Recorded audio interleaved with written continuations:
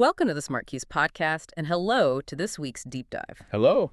We are tackling one of the, I think, greatest professional dilemmas of the modern era. Oh, yeah.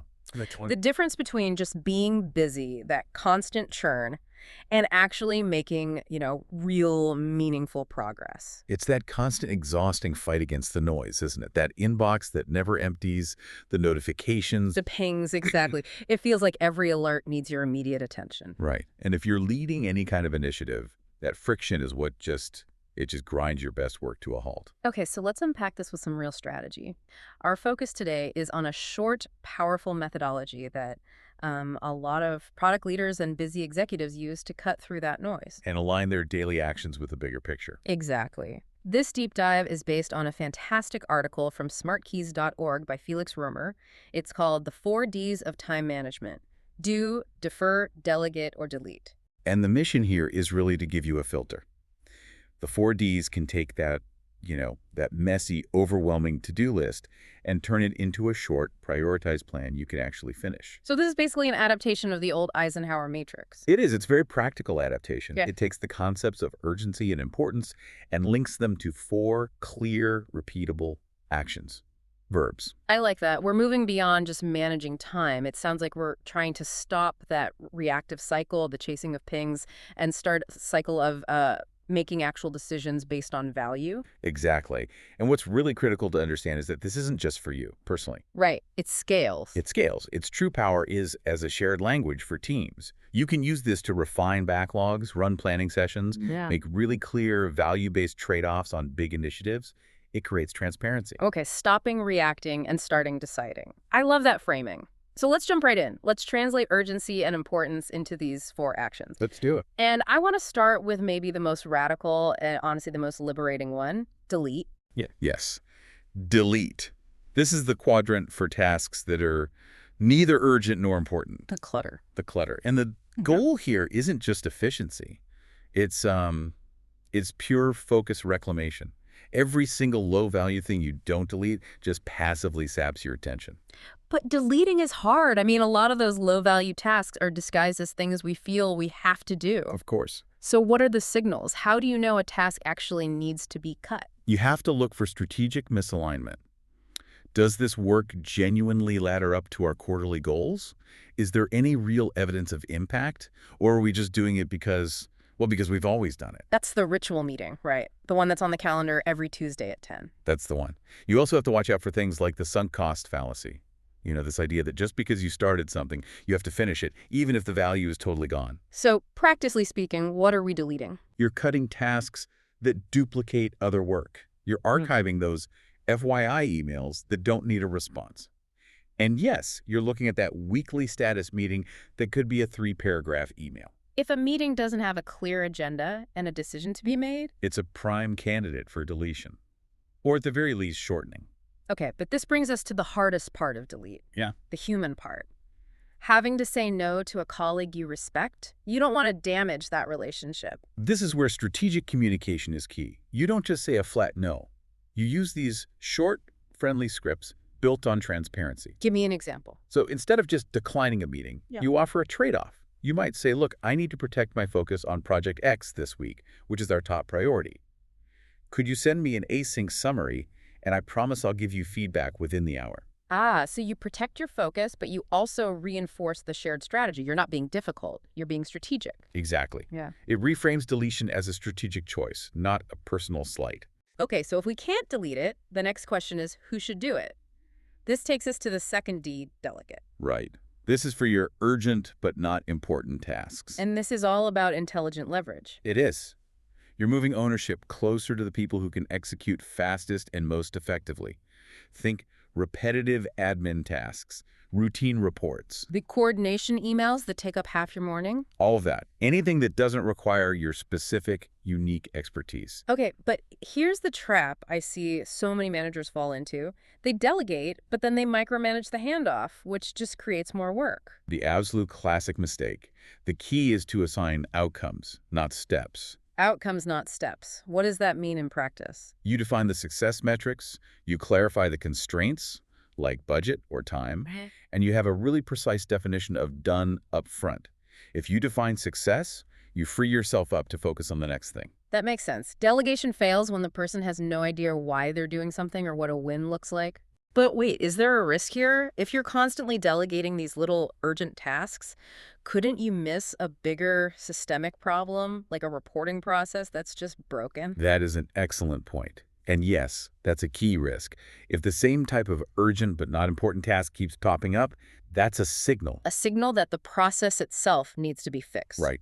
That task needs to be elevated from delegate to a temporary do project. Analyze and fix the root cause.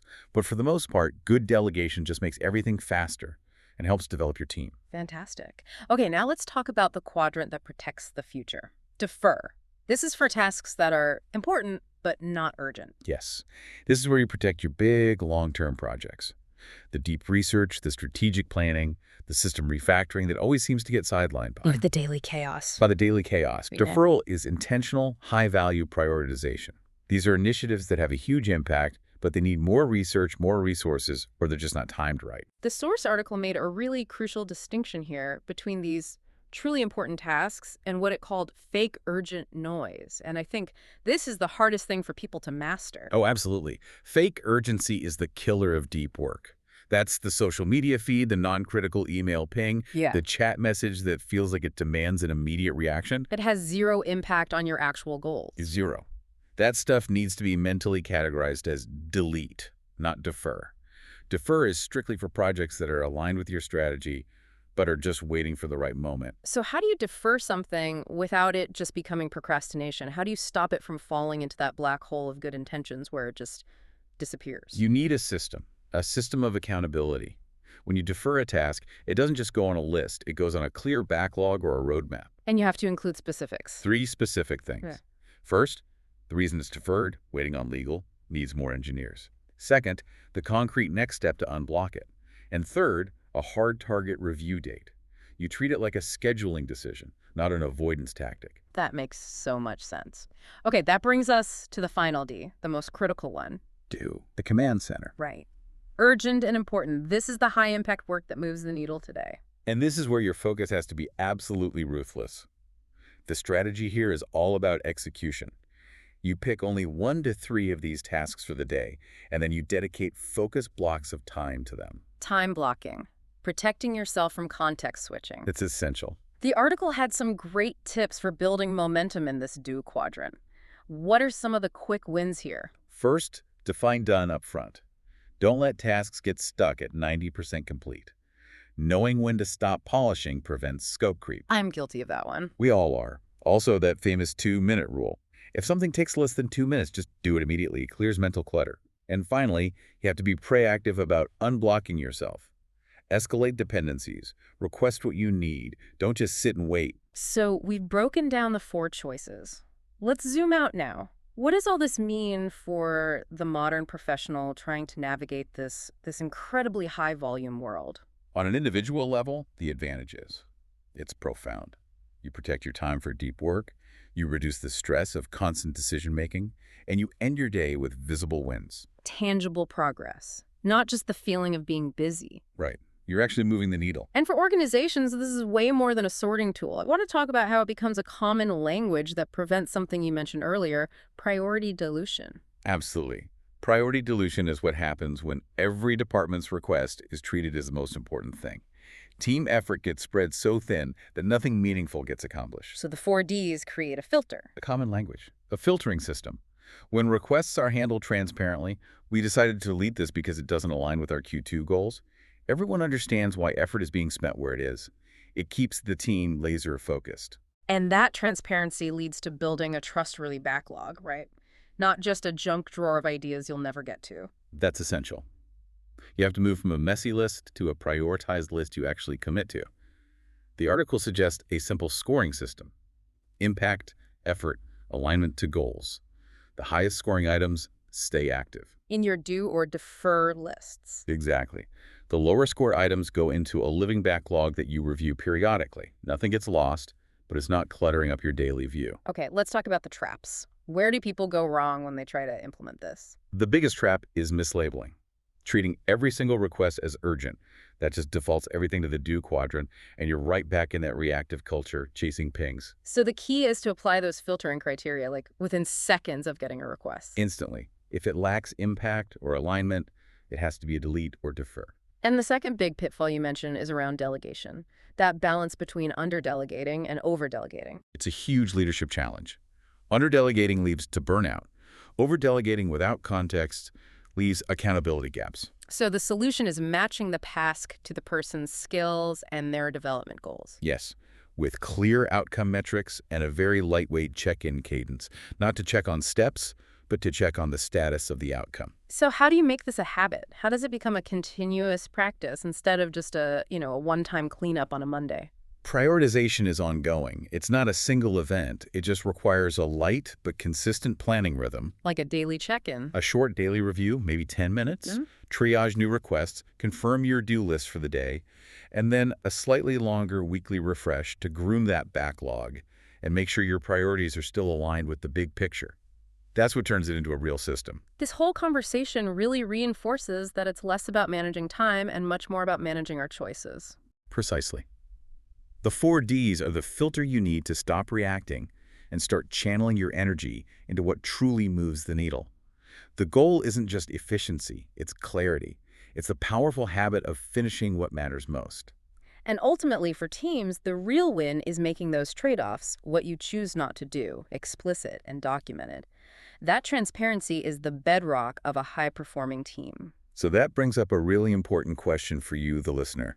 The most profound change here isn't in what you do, but in what you confidently remove. I like that. So think about your next week. What is one recurring low-value item? A ritual meeting maybe, or that half hour you spend just passively sorting emails that you can commit to delete right now. And that one action frees up a block of time for real high-impact do work. Exactly. That is a powerful and very practical challenge. Start small, gain momentum, and delete your way to a deeper focus. That brings us to the end of this deep dive. We really hope these insights give you a clear path toward mastering your workload and aligning your daily work with your biggest goals. Thank you so much for joining us for this deep dive on the 4 Ds of strategic time management, presented as part of the SmartKeys podcast. And we really encourage you to subscribe for more insights on the future of work. And if you want all the practical examples and those friendly scripts, especially how to say no gracefully, you can read the full article by Felix Römer. We've put the direct link in the show notes for you. Until next time, keep prioritizing and keep making progress.